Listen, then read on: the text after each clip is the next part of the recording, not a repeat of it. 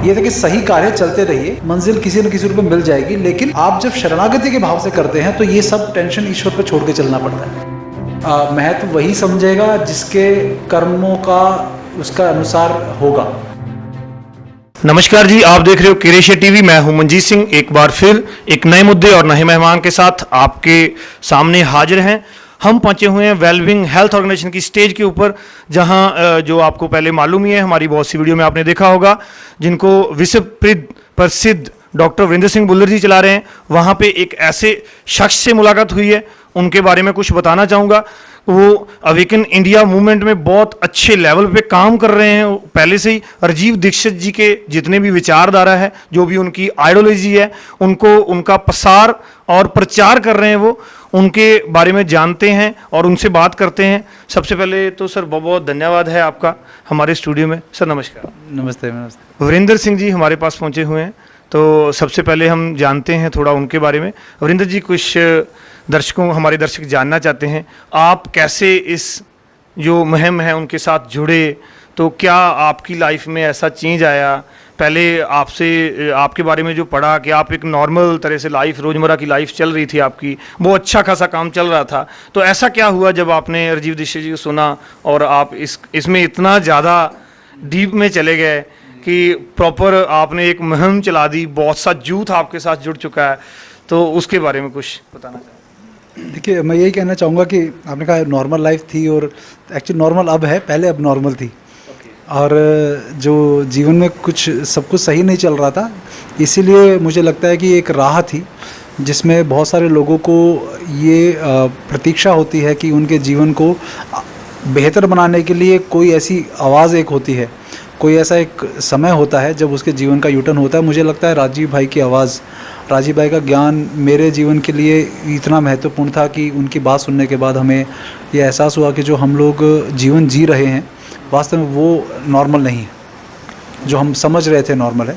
क्योंकि अंदर से अपने अंदर बीमारियों को पलते हुए हम महसूस कर रहे थे, उनका बीज बोआ जा चुका था कि आगे चलकर बीमारियां लगेंगी। तो शायद वो पिछले जन्म के कुछ कर्म होंगे, अधूरे हमारे कार्य होंगे, जो शायद क्रांतिकारियों के रूप में हम कुछ काम कर रहे होंगे जो अधूरे रह गए होंगे। तो उसके लिए बस प्रेरणा मिली उनकी आवाज़ सुनकर, और हमें लगा कि जो जिस बात ने, जिस ज्ञान ने हमें फ़ायदा किया, जिसने हमें लाभ पहुंचाया, वो ज्ञान सब तक पहुंचना चाहिए। और उसके लिए बहुत सारी चीज़ें, बहुत सारे परिश्रम सब करना पड़ा, लेकिन अंत में जो उद्देश्य आपका स्पष्ट होता है तो बीच में सब ये मैटर नहीं करता कि क्या कठिनाइयाँ आई। तो बहुत तरह की कठिनाइयाँ, लेकिन फिर भी मुझे लगता है आज लोगों तक राजीव भाई के विचार को पहुंचाने में काफ़ी हद तक हमने जो है करोड़ लोगों तक पहुंचाने का एक माध्यम हम बने हैं। मैंने कहा मैं ही बनाऊँ अकेला, बहुत सारे लोग हैं जो काम कर रहे हैं, उसमें से मैं भी एक भूमिका अपनी निभा पा रहा हूँ। तो सर जैसे मान लीजिए आपने उनकी आइडियोलॉजी को फॉलो किया, उसके बाद में आपने प्रॉपर अपनी लाइफ को उसके अंदर जोक दिया, तो हम नॉर्मल जब लाइफ जी रहे होते हैं उसको इतना ज़्यादा यू टर्न आना, उसमें इम्प्लीमेंट कर पाना, उसमें बहुत सी कठिनाइयाँ आती हैं। तो वो जो कठिनाइयाँ थी उसके बारे में थोड़ा आप बताना चाहोगे? देखिए, कठिनाई तो सबसे पहली तो यही आती है कि जीविका की विचारधारा आपके लिए महत्वपूर्ण है, परिवार के लिए नहीं। परिवार के लिए उसके प्रभाव जब पड़ेंगे तब महत्वपूर्ण होगा, लेकिन एकदम से आप किसी इनकम को छोड़कर और विचारधारा में आ जाते हैं तो आपका जो प्रायोरिटीज़ है, प्राथमिकता बदल जाती है, तो उसका ध्यान देना बहुत ज़रूरी है। तो बहुत सारे साथी मुझे पूछते हैं, तो मैंने कहा मेरे पास अपनी फ़ोटोग्राफ़ी का ज्ञान का बैकअप था, तो फ़ोटोग्राफ़ी के ज्ञान को मैंने प्रोफेशन बनाया क्योंकि मुझे शौक़ था उसका। तो उस तरह से बैकअप मेरा था, इसीलिए मैं वो हिम्मत कर पाया। ये था कि थोड़ा जल्दी हिम्मत कर ली, कुछ दिनों में करता लेकिन थोड़ा जल्दी हो गई। तो बैकअप अपने जब जितने कोई भी व्यक्ति जब इस तरह से आता है, तो मैं हमेशा उनको भी सुझाव ये देता हूँ कि आर्थिक रूप से आपकी कितनी सुदृढ़ता है, उसके हिसाब से आपको हमेशा। मैंने आज सुबह बात कर रहा था फिर, जैसे कि एक स्लॉथ होता है, वो जब पेड़ पे चढ़ता है, वो चार उसके पकड़ने के, तो वो कहते हैं कि पेड़ से गिरता नहीं है कभी भी। क्यों नहीं गिरता है कि जब तक उसके तीन जगह से वो सही से नहीं पकड़ लेगा, वो चौथा पैर को आगे बढ़ाने के लिए उठाता ही नहीं है। तो जब तक हमारे बैकअप हमारे पास अच्छा सा ना हो, हम किसी भी विचारधारा में आने के लिए जीविका की व्यवस्था हमेशा करके रखें। उस जीविका के बाद आप जब भरे पेट से जाते हैं और अच्छे से आप मतलब अगर अपनी व्यवस्था खुद करके जा पाते हैं, तो आगे वाले भी सम्मान करते हैं। तो हमेशा जीविका की सबसे पहली दिक्कत थी, तो वो फोटोग्राफी के द्वारा हमने अपनी जीविका कमानी जारी रखी और विचारधारा को भी फैलाते रहे। तो सबसे बड़ा तो एक यही चैलेंज था, उसके बाद के सब चैलेंज हम झेल सकते हैं। नहीं, जीविका का तो जैसे आपने बोला, चलो वो तो आपने एक परमानेंट कर लिया उसका सोल्यूशन, लेकिन होता क्या है जब हम क्रांतिकारी सोच रखते हैं, क्रांतिकारी वे के ऊपर चलते हैं, तो बहुत से ऐसे साइंटिस्ट हुए हैं, अगर मैं जिक्र करूं जितने भी पर्सन हुए हैं, तो उनको बहुत सी कठिनाइयों का सामना करना पड़ता है, उन पे प्रेशर रहता है, मेंटली प्रेशर रहता है, सोशली प्रेशर रहता है, गवर्नमेंट का अलग से होता है वो। तो उसको आप किस एंगल से देखते हो, किस नज़रिए से देखते हो? नहीं, उसके लिए आपको अध्यात्म के सहारा लेना पड़ता है, क्योंकि यदि आप शरणागति के भाव से अगर काम नहीं करते, आपको ये लगता है कि आप दुनिया को ठीक करने का ठेका आप ही को मिल गया है, तब आपको टेंशन होती है, तब आप प्रेशर भी समझते हो अपने माइंड पे। हमें लगता है कि हम इस काम में ईश्वर के किसी मर्जी से आए हैं और उसके लिए हम जो भी काम करते हैं ईश्वर को समर्पित करके चलते हैं। ये सिर्फ कहने की बात नहीं, ये फैक्ट है, क्योंकि मेरे साथ बहुत सारे लोगों ने इस काम में आए, वो सब के सब इस विचारधारा से आए कि हम ये कर डालेंगे, हम वो कर डालेंगे। कोई लक्ष्य बना के नहीं चला, ये था कि सही कार्य चलते रहिए, मंजिल किसी न किसी रूप में मिल जाएगी। लेकिन आप जब शरणागति के भाव से करते हैं तो ये सब टेंशन ईश्वर पे छोड़ के चलना पड़ता है। तो ये जो नाव है हमारी, ये ईश्वर संभाल रहा है, हम केवल उसमें अपना रोल अदा कर रहे हैं। क्रांतिकारी सोच जैसे आपने अपनाई, इसके लिए क्या होता है, जैसे मैंने सर बॉसी राजीव दीक्षित जी की वीडियो देखी है, आपकी वीडियो देखी है, उन्होंने हेल्थ के ऊपर भी बात की है, हेल्थ के बारे में बहुत ब्रीफली एक्सप्लेन भी किया है, आयुर्वेदा को एक्सप्लेन किया है, तो वो सही भी है कहीं हद तक। अगर मान लीजिए हमारे पास सेहत ही नहीं है तो हम क्रांतिकारी सोच नहीं रख सकते। जब तक आदमी शरीर से पाहिज है तो वो प्रॉपर बॉडी उसका वर्क नहीं कर रही है, तो वो कहीं ना कहीं रुकावट डालती है उसके रास्ते में। तो मैंने बहुत सी वो वीडियो देखी उनकी, आयुर्वेदा को तो आप प्रमोट कर ही रहे हो, तो मैं जानना चाहता था कि आप जैसे आज वेलबींग हेल्थ ऑर्गेनाइजेशन के मंच पे आए हो आप, तो नेचुरल हेल्थ साइंस को आप किस नज़रिए से देखते हो, क्या फिलॉसफी है आपकी? देखिए, नेचुरल हेल्थ साइंस का यही है कि जो हमारा सब कुछ प्राकृतिक ही रहा है। हमारे यहाँ पर भारत में कभी भी वेस्ट मैनेजमेंट की ज़रूरत नहीं पड़ी, क्योंकि वेस्ट हम जनरेट ही नहीं करते थे। अब ये तब से प्राकृतिक की हम बात करने लगे, जब प्रकृति से दूर हो गए तभी हम प्राकृतिक होने की बात करेंगे। जब हमारा जीवन प्राकृतिक था तब तो अब महत्व यही है कि हमें अपने पंच महाभूतों के ऊपर कर्जा चढ़ाना बंद करना पड़ेगा। मूल में जो हम प्राकृतिक में बहुत कुछ बोल सकते हैं, लेकिन मूल में यही है कि पंच महाभूत जो हमारे हैं, हम जब तक उन पर ऋण चढ़ाते रहेंगे अपनी दिनचर्या के द्वारा, तो तब तक हमें प्राकृतिक साइंस की तरफ जाने का कोई औचित्य नहीं है। बात बड़ी बड़ी करने से कोई औचित्य नहीं है। तो इसका महत्व इतना है कि आप लोग अगर जिस दिन हमारे पंच महाभूतों को सुरक्षित हमारे पूर्वजों ने हमारे लिए रखा, हमारी जिम्मेदारी बनती है कि उसी रूप में हम आगे पहुंचाएं। नहीं पहुंचा पा रहे हैं तो हम पिछली से बेहतर पीढ़ी यदि नहीं बन रहे हैं तो फिर गड़बड़ है बहुत बड़ी। जो शायद अप्राकृतिक दिनचर्या जो हम अपना रहे हैं शहरीकरण के कारण, और मैं इसमें लोगों की गलती नहीं मानता, इसमें बड़ी है कि जो पूरा षड्यंत्र रचा गया अंग्रेज़ों के समय से, धीरे धीरे पाश्चात्यकरण जो आया तो हमने उसको ज़्यादा महत्व दिया। बस उसी को मुझे लगता है कि आपकी जो संस्था है, हम जो है सब मिलकर इस तरह के काम कर रहे हैं जिसमें बस लोगों को उसका महत्व समझाने की कोशिश कर रहे हैं। और हमें लगता है कि महत्व वही समझेगा जिसके कर्मों का उसका अनुसार होगा, कि उसको सदकर्म उसके हैं तो उसको समझ में आएगी बात। क्योंकि राजीव भाई को करोड़ों लोगों ने सुना, लेकिन हम जैसे ही कुछ लोगों के जीवन में यूटर्न क्यों आया, उसका कारण ये है कि हमारे सदकर्म होंगे ऐसे कि ईश्वर चाहता था कि हम उस बात को समझ पाएँ। तो नेचुरल साइंस जो है वो आप केवल उसका एफर्ट कर सकते हैं कि नेचुरल साइंस लोग अपनाएं, लेकिन बाकी जिस तरफ दिशा में जा रहे हैं लोग, उसके लिए जब तक उनको आप आदर्श नहीं स्थापित करेंगे अपने जीवन में, यदि आप बातें करने के अलावा कि मैं खुद सिर्फ मुझे किताबी बातें बोलनी है जो मैं खुद जीवन में नहीं अपनाता, तब तक लोग नहीं विश्वास करेंगे। तो इसका महत्व बनाने के लिए खुद को आपको उसके अंदर खपाना पड़ेगा। तो ये सबसे बड़ा महत्व है। तो जितना हो सके यथासंभव आपको पंच महाभूतों पे कर्जा ना चढ़ाने की टेक्निक्स और जीवनचर्या खुद को अपनाकर लोगों को प्रेरणा देनी पड़ेगी। तो जैसे आपने बोला कि ये प्रेरणा देनी पड़ेगी, अभी अंग्रेज़ों ने आपने बोला कि एक जो स्ट्रक्चर रचा है जो आपके द्वारा बोला गया, तो उसमें आप जहाँ पंजाब में अभी हम बैठे हुए हैं, पंजाब में तो बहुत से लोग हैं जो फ़ॉरेन को अभी भी जा रहे हैं, बाहर जाके वो आप चाहते हैं कि बाहर जाके हमारा एक अच्छा जो सेटअप बन जाए, हम वहाँ ज़िंदगी जियो पाए। तो आपका क्या राय है कि हम किस तरह से उनको गाइड कर सकते हैं, उन तक अप्रोच कैसे की जा सकती है, ताकि उनके माइंड में जो एक प्रॉपर परसेप्शन बनी हुई है उसको तोड़ के जो आप आइडियोलॉजी जो आप बोल रहे हो राजीव दीक्षित जी की, उसको किस तरह से उसके अंदर डाल सकते हैं? देखिए वो तभी आएगी जब उन लोगों को ये समझाया जाए, कड़वे रूप में समझाया जाएगा कि आपको जो आपकी पीढ़ियां हैं, जब आप विदेश में जाते हैं वहाँ पर आप किसी दूसरी जलवायु में अपने आप को जब आप ढालते हैं, लेकिन उसका सबसे बड़ा प्रभाव पड़ता है कि जब आपके बच्चे हैं वो उस जलवायु में, उस माहौल में, जो माहौल उनके डीएनए के हिसाब से है ही नहीं, उसमें जब बड़े होते हैं तो आपके बच्चे के बाद जो उन बच्चों की जो पीढ़ी है वो वर्ण संकर होने की सबसे बड़ी संभावना है। और अगर पीढ़ी वर्ण संकर हो गई, वर्ण संकर का अर्थ है कि जिसमें आपने अपनी नस्ल को किसी जैसे विदेश कहते हैं, पहले विदेश यात्रा मना थी, समुद्र पार करने की मनाही थी। क्यों मना थी? कि आपका खाना भोजन के अलावा आप वहाँ जाकर किसी से आपका संबंध हो गया और आपने संतान ऐसी पैदा कर दी कि जो विदेशी आपके गोत्र के हिसाब से नहीं है, आपके क्रोमोसोम्स के हिसाब से, आपका जो डीएनए स्ट्रक्चर या जो पूरे आपकी लीनियज चली आ रही है के हिसाब से नहीं है, तो वर्ण संकर पैदा कर दिया। तो वर्ण संकर पैदा हो गया तो आपने अपने पूर्वजों की पूरी मेहनत को ख़राब कर दिया। तो ये जिस दिन उनको समझ में आएगा, क्योंकि मेरे पास फ़ोन आते हैं कि हम चाहते हैं पैसा तो खूब कमा लिया, क्योंकि पैसे की एक बार आदत पड़ जाती है, आप उसके बाद पैसा आपके लिए महत्व का नहीं रहता, उसके बाद बाकी चीज़ें महत्व की होती है कि हमारे बच्चों को हम जो जीवन शैली देना चाहते हैं वो नहीं दे पा रहे हैं। यहाँ पर गाय का दूध देना चाहते हैं, नहीं देना चाह रहे, उदाहरण के तौर पे पैसे से आप गाय का दूध खरीद लेंगे, लेकिन आप वो जलवायु कहाँ से देंगे उनको? तो जो करोड़ों सालों से हमारे डीएनए में जो इन्फॉर्मेशन है, विदेशों में जाने के बाद वो इन्फॉर्मेशन वो कंफ्यूज हो जाती है कि आप किसके हिसाब से काम करें।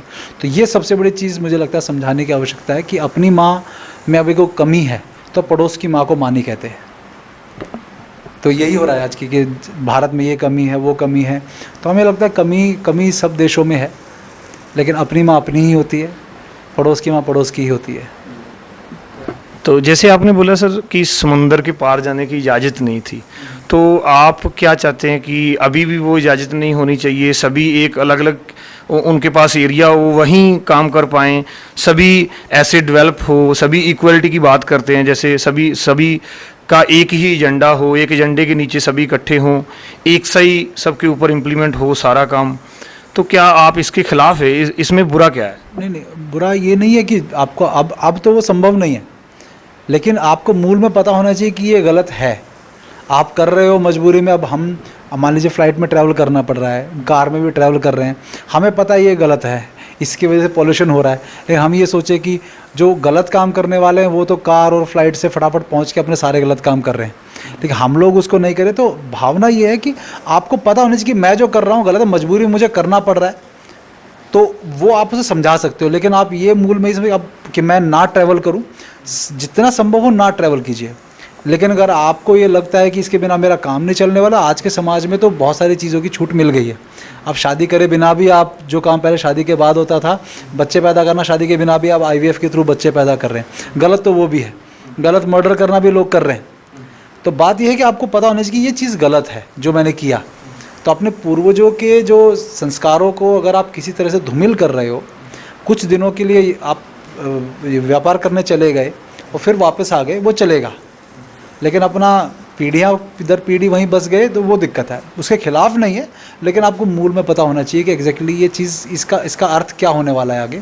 तो दूरगामी प्रभाव होने चाहिए, पता होने चाहिए आपको क्या होने वाला है। जो एक्चुअल में सर, जैसे मान लीजिए हम किसी और एरिया में जाते हैं, आपने बोला कि कोशिश करें कि ट्रैवल नहीं करना चाहिए, तो हम जाते हैं, हमको उनके बारे में पता चलता है, उनकी संस्कृति के बारे में चलता है, उनको हमारी संस्कृति के बारे में चलता है। तो अगर बात करें तो किसी भी एरिया का जो सभ्याचार होता है, जो उनके रीति रिवाज होते हैं, वो सिमिलर नहीं रहते, थोड़े थोड़े चेंज होते रहते हैं, आधुनिकता का उसके ऊपर असर आता रहता है।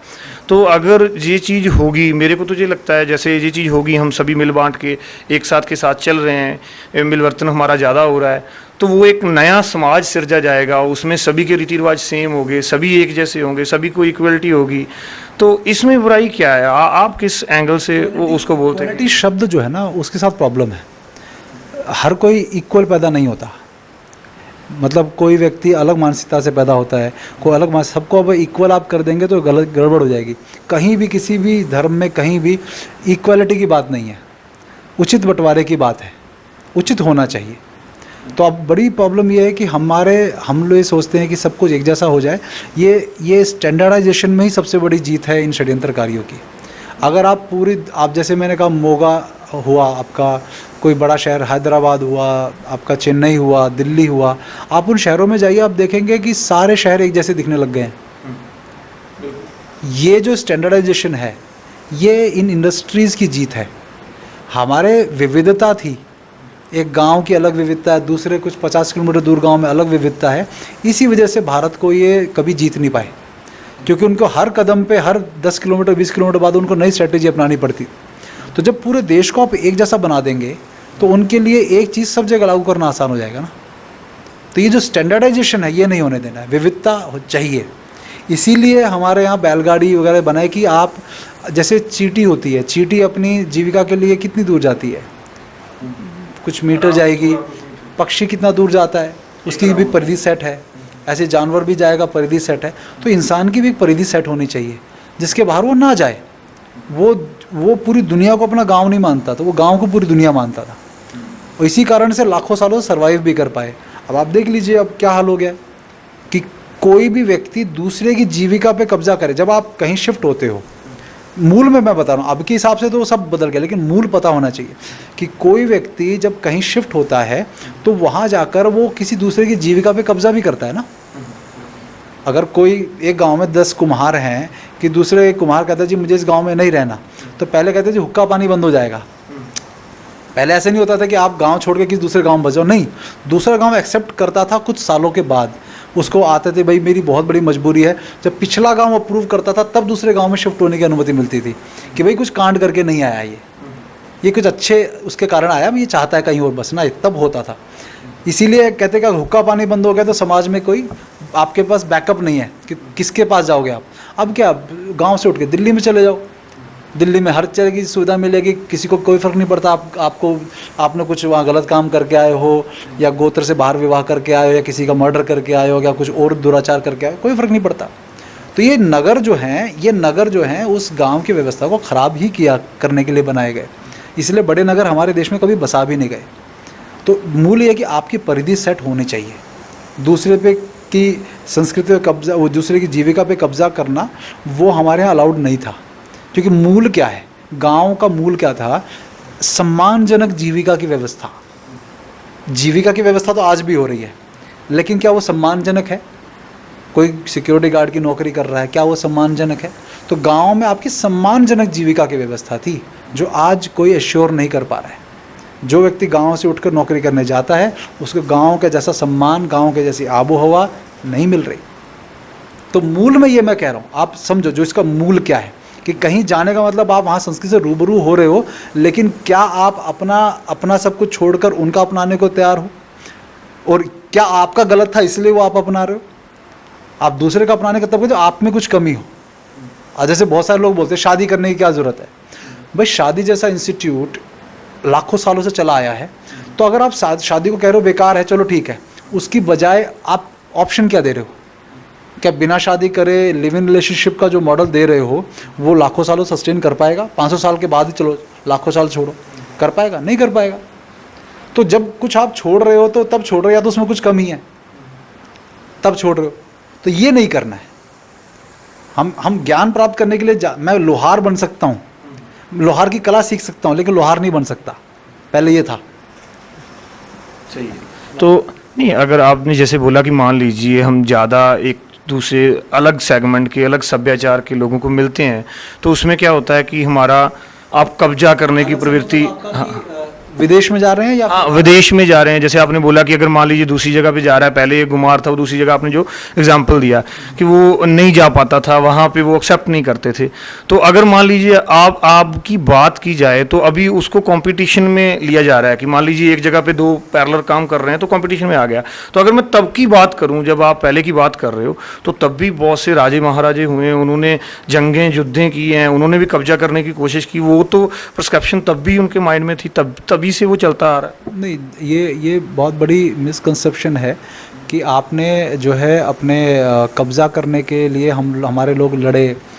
कब्ज़ा अपने सिर्फ बाउंड्रीज़ को बढ़ाने के लिए किया जाता था, बस। कब्ज़ा करके आप उस पर, जब तक कि बाहर के आक्रमणकारी नहीं आए, इवन मैं मुग़लों को भी ये कहूँगा कि इस भारत में वो आए तो उन्होंने भारत की मूल व्यवस्थाओं को नहीं छेड़ा। अगर आप 1820 तक भारत के हर गांव में, अंग्रेज़ों का जो सर्वे कहता है, भारत के हर गांव में एक गुरुकुल या स्कूल था, जिसे वो हम गुरुकुल बोलते, वो स्कूल बोलते थे। एक स्कूल था। तो 1820, मतलब अगर मुग़लों ने इतना राज किया, उसके बावजूद हमारे गाँव में 1820 तक भी गुरुकुल बचे हुए थे। इसका मतलब क्या था कि उन्होंने जो है मूल व्यवस्थाओं को नहीं छेड़ा। उन्होंने कब्ज़ा किया, उन्होंने मारकाट मचाई, धर्म परिवर्तन करना चाहा, वो सब कर लिया, लेकिन उन्होंने ये नहीं कहा कि पंचायती सिस्टम ख़त्म कर दो। तो ये जो राजा महाराजाओं का कब्ज़ा होने की जो बात है, इसको अलग दृष्टिकोण से लोगों को दिखाया जा रहा है कि वो कब्ज़ा करते थे लोगों ने। ऐसा नहीं था। जिस देश में यदि राजा लड़ते ही रहते थे हमेशा, उस देश में शास्त्रों का इतना रचना कैसे हो जाएगी? उस देश में इतने जो पुराणों की रचना कैसे हो जाएगी? तो जिस देश के ज्ञानी हमेशा ही लड़ते रहे थे, तो वो इतना रचना नहीं हो सकती। तो इस देश में ये जो सब अपनी बाउंड्रीज बढ़ाने का भी एक तरीका था, जिसमें उसके अंदर भी मर्यादाएं थी, वो सबका पालन करके होता था। उसको मूल को नष्ट करने के लिए नहीं होता था कभी भी हमला। ये है मूल में। जी जी बिल्कुल, आपका एक पॉइंट ऑफ व्यू अलग है, नज़रिया है अलग, एक दुनिया को देखने का हर आदमी का अलग होता है। तो इसके अलावा आप वैक्सीनेशन के ऊपर बहुत बड़े लेवल पे बोलते हो, एंटी वैक्सीनेशन जैसे कैंपेन में भी आप वैक्सीनेशन के ऊपर बहुत सारी ये डिबेट का विषय बना रहता है। ठीक है, एक तरफ से बोला जाता है कि ये घातक है बॉडी के लिए, ये अच्छा नहीं है। अगर मैं दूसरी तरफ बात करूँ, जब MBBS डॉक्टर, MD जो दिग्गज डॉक्टर हैं, जब उनके बारे में बात की जाती है, उनसे बात की जाती है, उनसे वैक्सीन के बारे में बात की जाती है, तो वो ये प्रूव देते हैं कि सर इसमें कोई बुराई नहीं है, ये प्रॉपर सही तरह से काम करेगा। और इसके अलावा अगर बात की जाए तो वो बोलते हैं कि हमारा जो बच्चा है, वो सर्टिफिकेट दिखाते हैं साथ में, बोले हम अपने बच्चों को लगा रहे हैं, अगर इतना ही हार्मफुल होता तो हम अपने बच्चों को क्यों ये चीज़ देते, अगर ये इस तरह से काम करता है। तो जो हमारी जितनी भी जनता है, जो जितने भी लिसनर हैं, वो कंफ्यूज रहते हैं इन दोनों में कि वो सच क्या है, वो उसको किस तरह से वो जज करें कि उनको मालूम चले जे सच्चाई क्या है। देखिए, ये कभी भी वैक्सीन का जो विषय है ना, ये इसलिए नहीं कि MBBS डॉक्टर कह रहा है इसलिए सही है, या MBBS डॉक्टर कह रहा है इसलिए गलत है। हमने हमारे यहाँ पर कभी भी वैद्यों की कोई जाति नहीं हुई। हर जाति के अपने वैद्य हुआ करते थे। तो इस कारण से क्या था कि ये किसी एक की बपौती नहीं थी कि ये व्यक्ति ही चिकित्सा के बारे में बोलने का अधिकारी है। जब से ये डिग्री बनाकर अंग्रेज़ों के बाद से उनके हाथों में थमा दी गई कि इस बारे में, चिकित्सा के बारे में बोलने का अधिकार इसको है, न्याय के बारे में बोलने का अधिकार इसको है, जब से ये थमा दिया गया, इनको ठेकेदार बना दिया गया, तब से सबसे बड़ी प्रॉब्लम है कि आपको फिर क्या करना है कि सिर्फ उस एक ठेकेदार को पैसा खिलाना है, या उसको डराना, धमकाना, लालच, जो जिस भी तरीके से अपनी बात बुलवाने के लिए उसको तैयार करना है, उनको इंसेंटिव्स देने हैं, तो वो वही बोलेंगे जो उनके मुनाफे की चीज़ है। अगर उसका ज़मीर मर चुका है तो वो केवल जो उसने पढ़ाई को करने में जो करोड़ों रुपए खर्च किए हैं, जो 5-6 साल लगाए हैं, उसको रिकवरी करने का अगर उसका पर्पस है कि मैं उस पैसे को रिकवर करूं, क्योंकि लोन से शायद पढ़ाई की है, या उसने बहुत सपने हैं उसके माँ बाप की कि भाई हम तेरे लिए 1-2 करोड़ रुपए लगा रहे हैं तेरी पढ़ाई में, तो भाई जब तू पढ़ लेगा तो फिर कमाई भी अच्छी करके देगा। तो वो अच्छी कमाई करने के लिए उस प्रोफेशन में आया, तो आप उससे उम्मीद मत करिए कि वो आपको सही राय देने वाला है किसी भी विषय पे। मैं सिर्फ वैक्सीन की बात नहीं कर रहा। तो हम ये कहते हैं कि उस डॉक्टर की नीयत क्या है, पैसे का रिटर्न, तो उसकी जानकारी पे भरोसा करने की आवश्यकता नहीं है। समाज की भलाई के लिए वो जो हिपोक्रेटिक ओथ लेकर आया है, उस हिपोक्रेटिक ओथ का भी यदि सही से पालन कर लें वो लोग, तो मुझे लगता है इस देश में मेडिकल प्रोफेशन में जो आज पूरा गड़बड़ है वो ना हो। तो वैक्सीन के बारे में जो कन्फ्यूजन है लोगों को, उसके लिए सिर्फ और सिर्फ एक माध्यम है कि दोनों पक्षों में पढ़ा जाए और अपने जीवन में उसको उतारा जाए। जब तक आप उदाहरण, मेरे बच्चों को वैक्सीन नहीं लगा है, तो मैं अगर दुनिया को कहूँ वैक्सीन नहीं लगवाना और अपने बच्चों को मैं उसमें वैक्सीन लगा के रखूँ, तो नहीं हो पाएगा। और उदाहरण है कि उनकी ज़्यादा अच्छी से हेल्थ है, तो करके देखिए। जिन लोगों ने वैक्सीन नहीं लगवाए हैं उन लोगों के बच्चों को देखिए उनके बच्चों की विलक्षणता देखिए, उनकी बुद्धि देखिए, इम्यूनिटी की स्टेटस देखिए, तब विश्वास करिए। करे बिना नहीं होगा, अध्ययन करे बिना। मैं भी कहने लगूँ कल को कि मुझे मान लीजिए कोई धमकी आ जाए, मुझे कोई लालच दे दे, मेरे पास कोई विकल्प ही ना छोड़ा जाए कि भाई आपको वैक्सीन के बारे में ये कहना है कि आप कल से ही बोलना शुरू करिए कि वैक्सीन लगवाना शुरू करो। तो मैं सबको यही कहता हूँ, मेरी हाँ या ना से फ़र्क नहीं पड़ना चाहिए। आप अध्ययन करो, हम आपको वो कंटेंट भेजेंगे, अपना विवेक उत्पन्न करो। स्पून फीडिंग नहीं चलेगी। जब तक हम अध्ययन के वजह से अपना विवेक उत्पन्न नहीं करेंगे, लोग जो है आप किसी के पीछे चलकर उसकी या हाँ ना के हिसाब से अपना निर्णय जब तक लेते रहेंगे, गड़बड़ है बहुत बड़ी। तो विवेक जब तक उत्पन्न नहीं, विवेक अध्ययन से उत्पन्न होगा। और माता पिता यदि बनने निकले हैं आप, तो माता पिता बनने के लिए कम से कम अध्ययन करने के कम का, या कोई और ने अध्ययन किया उसको मानना तो पड़ेगा, किसी तरफ तो आप जाएंगे। तो हमारे सामने उदाहरण है, बच्चे जो वैक्सीन लिए वो ज़्यादा बीमार पड़ रहे हैं, जो वैक्सीन नहीं ले रहे हैं वो कम बीमार पड़ रहे हैं। तो ये सामने उदाहरण देखिए, अध्ययन करिए, विवेक उत्पन्न करिए, तो ये कन्फ्यूजन अपने आप दूर हो जाती है। इतनी बड़ी कन्फ्यूजन है नहीं है। तो मैं मान के चलूँ कि नेचुरल हेल्थ साइंस में, जैसे नेचुरल हेल्थ साइंस में काम कर रहे बहुत से लोग, एक्चुअल में होता क्या है, मैंने भी ऐसी बहुत सी संस्थाओं से इंट्रोड्यूस हूँ।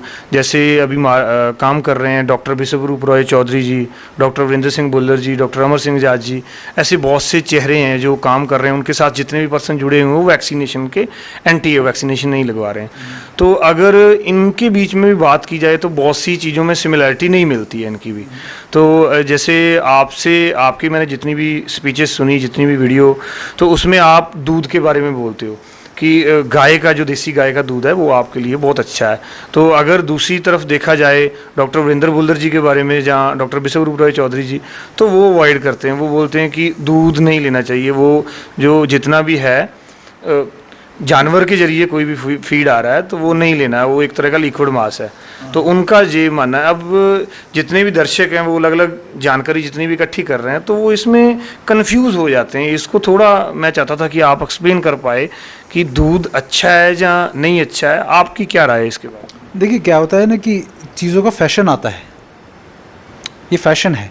दूध ना पीने की बात कर, वीगन एक फैशन है। तो जब तक हम किसी फैशन को ट्रेडिशन मानने लगेंगे कि ये होता आया है ऐसा या गलत था, तो हम सबसे पहले देखें कि इसके मूल में कि जिन लोगों ने दूध पीने की बात कही, क्या वो मूर्ख थे या हम ज़्यादा समझदार हैं। जब तक इस पे नहीं तोला जाए, हम ये नहीं कहें कि विश्वरूप जी बोल रहे हैं या कोई और बोल रहा है या मैं हाँ कर रहा हूँ और वो ना कर रहे हैं, उसका नहीं देखना है। आप ये देखिए कि हमारे जो शरीर को चलाने का जो मैनुअल है, जो आयुर्वेद जिसको हम कहते हैं, उस आयुर्वेद में उसके विषय में क्या लिखा है। यदि आप देखेंगे तो या तो आयुर्वेद के ग्रंथ झूठे हैं, तो वो अगर ग्रंथ झूठे नहीं है तो फिर या तो आज की जो बात कही जा रही है वो फैशन के लिए कुछ दिन चलेगी, फिर वापस जड़ों पे आना पड़ेगा। अब सर तो इस तरह से आपको समझना है कि जो गाय का दूध है, मतलब दूध के लिए भी विश्वरूप रॉय चौधरी भी अच्छे मित्र हैं मेरे, और उनके साथ भी मेरा एक वीडियो हुआ था, तो मैंने उनसे ये बात पूछी, तो उन्होंने ये कहा कि भाई गाय के दूध पीने वाले मेरे पास बीमार होकर नहीं आते।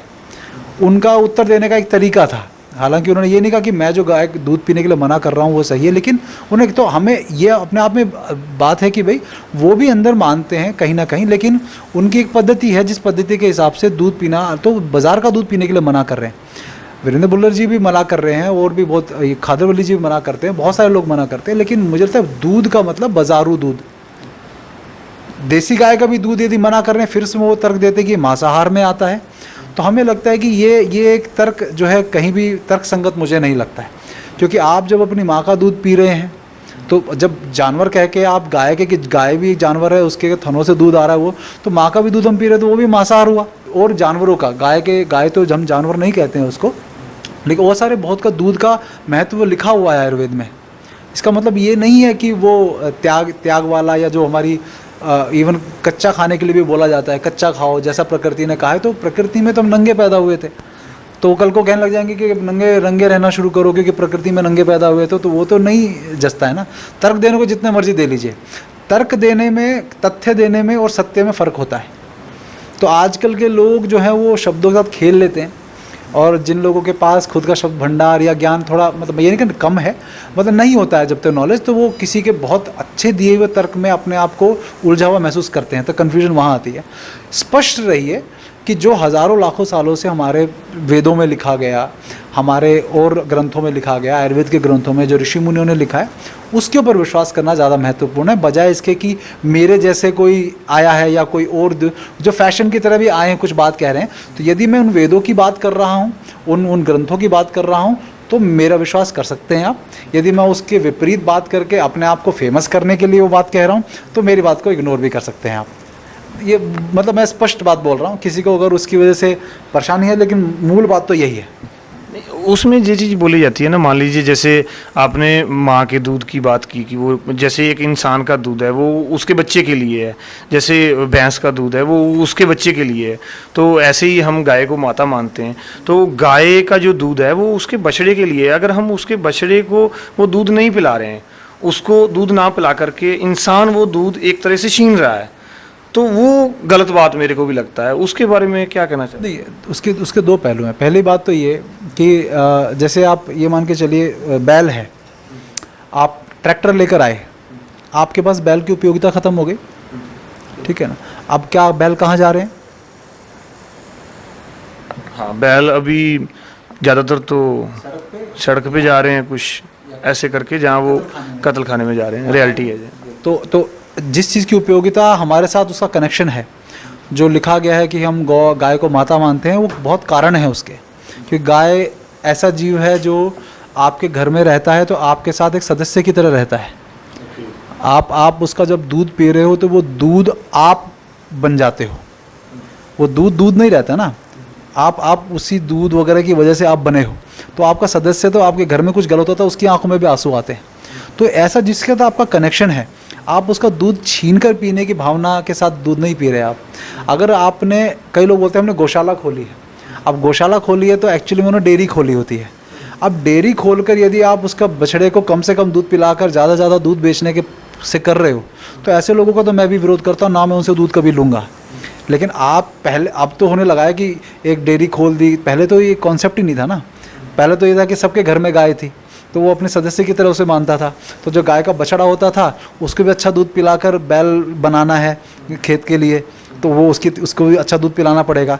तो उसका भी नियम होता था कि जब बच्चा पैदा होता था तो तीन थन उसके, एक थन अपना, फिर कुछ दिनों बाद जब वो चारा खाना शुरू कर देता है थोड़ा बच्चा, तो उसको दूध की ज़रूरत उतनी कम रहती है, तो बाकी का दो थन का उसका, दो हमारा, ऐसे करके बाकायदा नियम था उसका।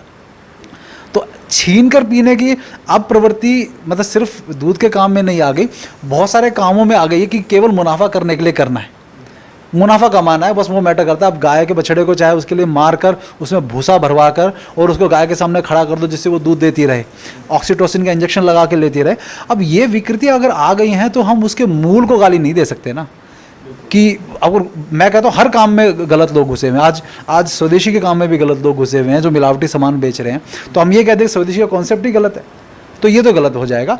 हम कोशिश करें कि हम ऐसे व्यक्ति से दूध लें जो हमारी जान पहचान, हमारे सामने गाय के बछड़े का सम्मान करते हुए वो उसको कत्ल खाने में ना भेजता हो और वो दूध अच्छा दे, तो उसका दूध पीने में कोई नुकसान नहीं है।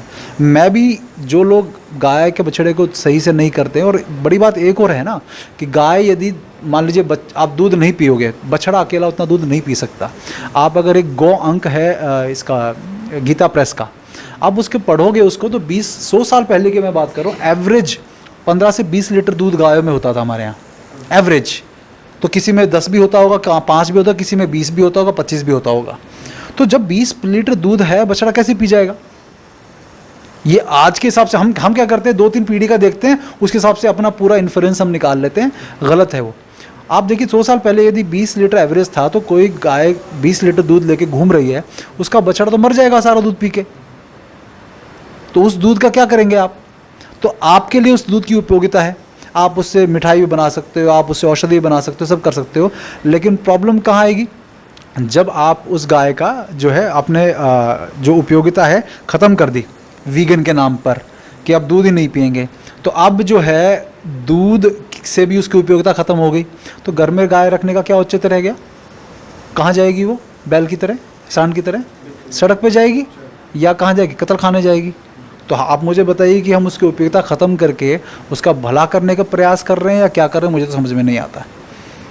तो मैं ये कहता हूँ, अगर अहिंसक रूप से गाय का दूध आपको मिल रहा है तो आप उस अहिंसक को पालन करने वाले लोगों को बढ़ावा दीजिए, जिससे लोग कहें कि हम तभी तुमसे दूध लेंगे यदि ऑक्सीटोसिन का इंजेक्शन नहीं लगा रहे हो, या बछड़े को भी दूध पिला रहे हो, या बछड़ी। अब तो इतना बुरा हाल हो गया है, मतलब रामदेव एक ऐसी टेक्निक पे सरकार के साथ मिलकर काम कर रहे हैं कि केवल बछड़ी ही पैदा हो, बछड़े पैदा ही ना हो। मतलब जो हम इंसान लड़का पैदा हो लड़की पैदा ना हो, होता है ना कि लड़की को जिसके लिए हमने नियम बना दिए, हम ठीक उसका ऑपोजिट गायों के साथ करना चाह रहे हैं। तो आप मुझे बताइए, प्रकृति का खिलवाड़ नहीं है सिर्फ? तो उपयोगिता ख़त्म जिस दिन आपने कर दी, कहीं ना कहीं गोहत्या में भागीदार बनने वाला काम है। जी, नेचुरल तरीके से आप चाहते हो कि प्राकृतिक के साथ चला जाए और नेचुरल हेल्थ साइंस के जरिए चला जाए। तो बहुत खुशी हुई सर, आपने हमें अपना जो कीमती समय दिया।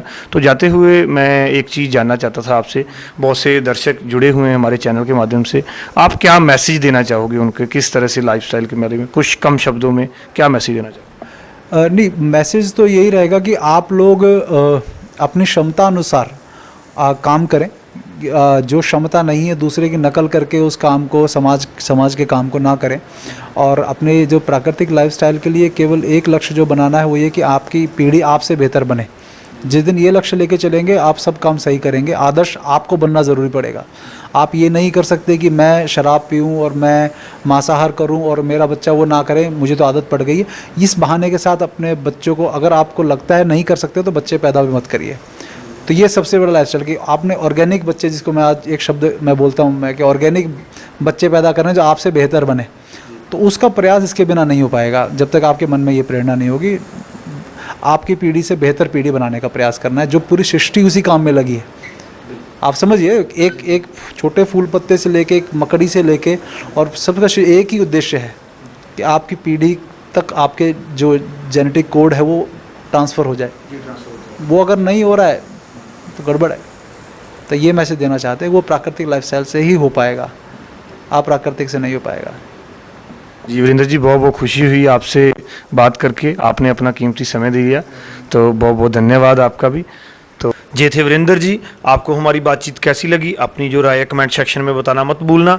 और अगर हमारी ये अप्रोच आपको अच्छी लग रही है, ये जानकारी अच्छी लग रही है, तो हमारे चैनल को लाइक, सब्सक्राइब और शेयर करना मत भूलना। नेक्स्ट टाइम फिर मिलेंगे नए मुद्दे और नए मेहमान के साथ। तब तक लिए मुझे दो इजाज़त। धन्यवाद।